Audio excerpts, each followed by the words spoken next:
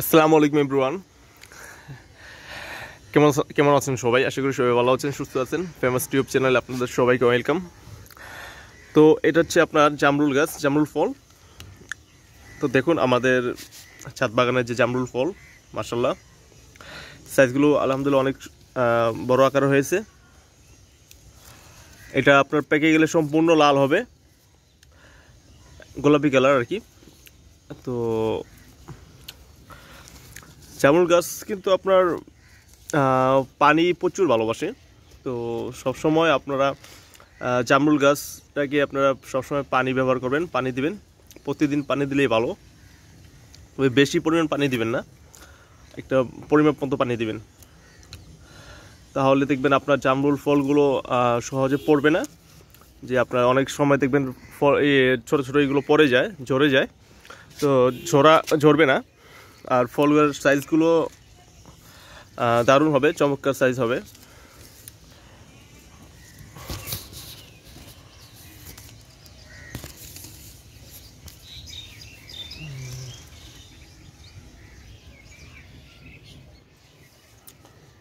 তো ভিউয়ার্স,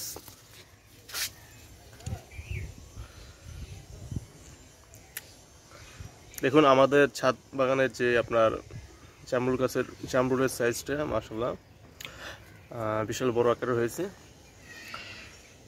আমি জামরুল গাছে আপনার শুকনো গোবরের ফাঁকি ব্যবহার করি। আর এই গাছে আমি 15-20 দিন পর পর সরিষার খৈল ভিজিয়ে রেখে আমি সেই পানিটা আপনার ইউজ করি এই গাছে, যার কারণে আমার এই জামরুল গাছটা খুব সুন্দর এবং ফলের সাইজ আকারটাও বেশ চমৎকার। তো আশা করতেছি আপনার যে জামরুলে অনেক সময় এগুলো পড়ে যায়, ঝরে যায়, তো আশা করছি আল্লাহর রহমতে খুব কম ঝরবে, অনেকটাই ফল হবে এটার ভিতর, টিকে যাবে। যেগুলো আসছে এগুলো প্রত্যেকটাই সুন্দর ভালো একটা আকৃতি ধারণ করবে ইনশাল্লাহ।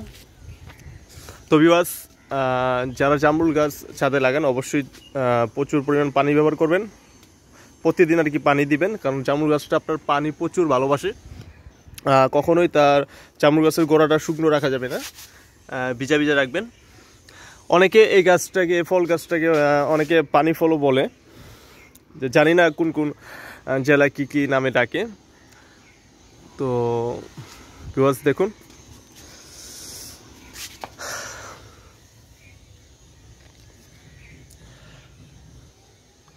জামরুল গাছের আপনার রোগ প্রতিরোধ ক্ষমতা খুবই ভালো।